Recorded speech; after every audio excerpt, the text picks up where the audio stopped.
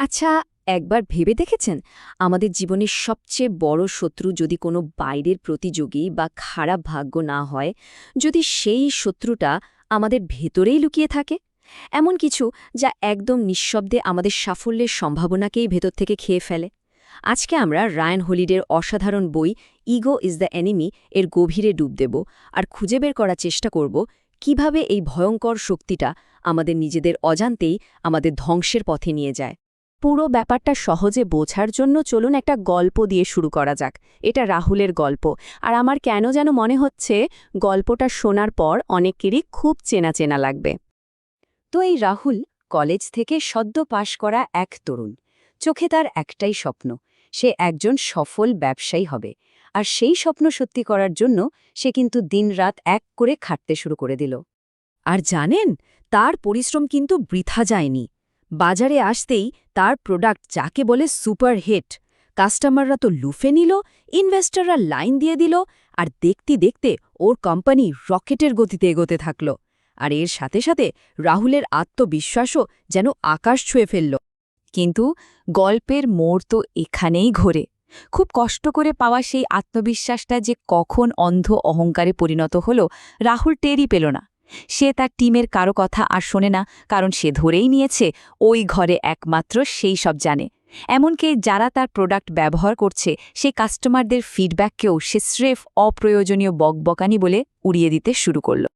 নিজের অহংকারের চার দেওয়ালে বন্দী হয়ে রাহুল ভাবতে শুরু করেছিল যে তাকে হারানো অসম্ভব। কিন্তু আসলে তো তার পায়ের তলার মাটি সরতে শুরু করে দিয়েছিল। তার সবচেয়ে ভালো কর্মীরা হতাশ হয়ে একে একে তাকে ছেড়ে চলে গেল। প্রোডাক্টের কোয়ালিটি খারাপ হতে শুরু করল, আর যে কাস্টমাররা একসময় তার জন্য পাগল ছিল তারা ছুপটি করে হাওয়া হয়ে গেল। আর শেষমেশ রাহুলের আর কিছুই রইল না। সে তার সব কিছু হারালো, কোনো খারাপ ভাগ্যের জন্য নয় বা কোনো প্রতিযোগীর জন্যও নয়।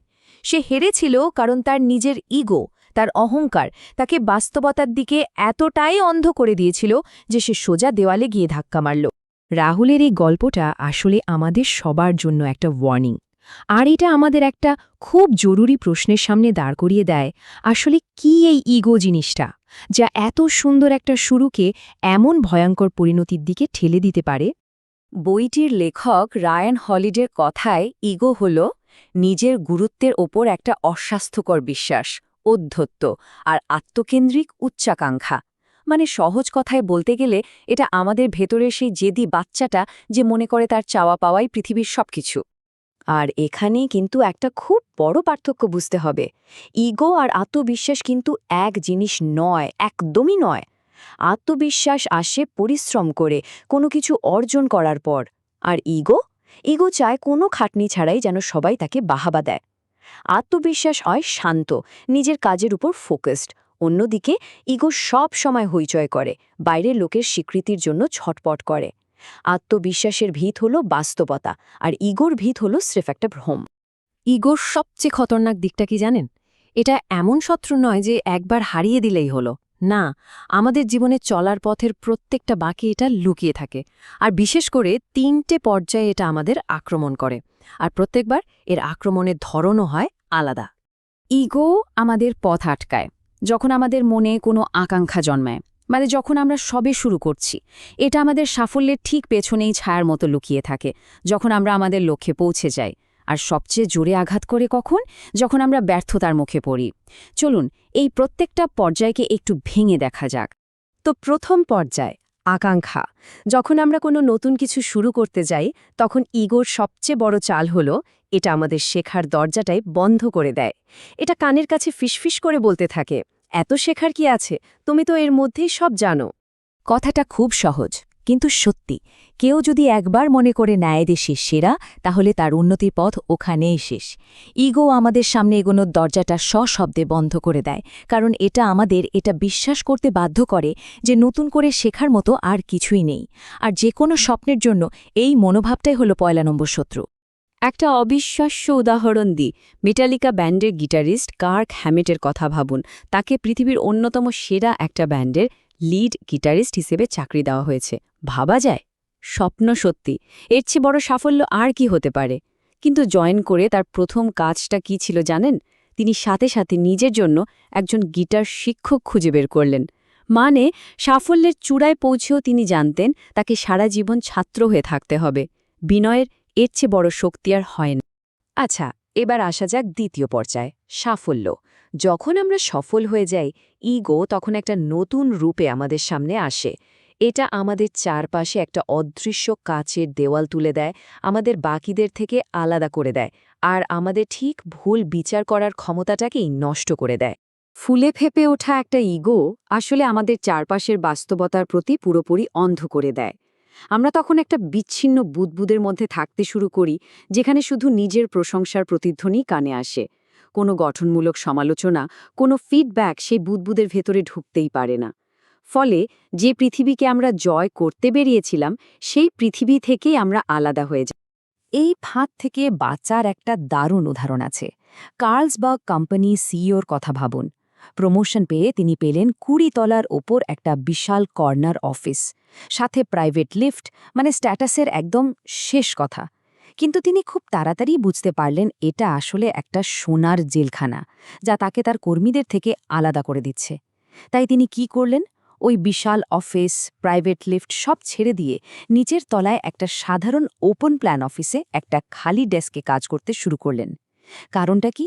তার নিজের ভাষাতেই, আমি যদি মানুষের সাথে না মিশি, তাহলে তারা কি ভাবছে তা আমি কোনোদিনও জানতে পারব না। আর সবশেষে আসে তৃতীয় পর্যায়, ব্যর্থতা। জীবনে তো ওঠাপড়া থাকেই, তাই না?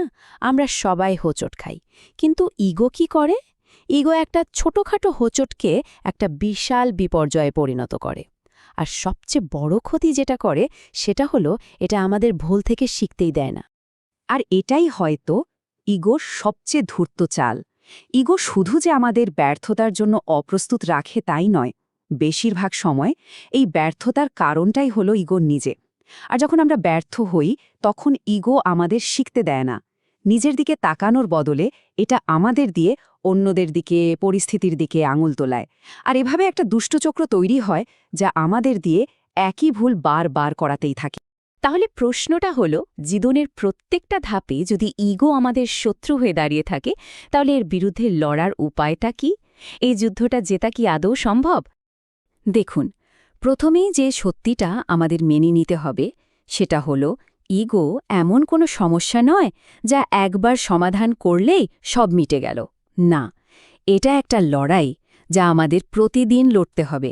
এটা একটা অভ্যাসের ব্যাপার, একটা প্র্যাকটিসের বিষয়। রায়ান হলিডের জন্য একটা অসাধারণ উপমা ব্যবহার করেছেন। তিনি বলেন, ইগোকে নিয়ন্ত্রণ করাটা অনেকটা ঘর ঝাড়ু দেওয়ার মতো। ভাবুন তো, একবার ঘর ঝাড়ু দিলেই কি ঘরটা সারা জীবনের জন্য পরিষ্কার হয়ে যায়? যায় না। প্রতিদিন নতুন করে ধুলো জমে, আর প্রতিদিন আমাদের নতুন করে ঝাড়ু দিতে হয়। বিনয় আর আত্মসচেতনতার অনুশীলনটাও ঠিক তেমনই, একটা দৈনন্দিন কাজ।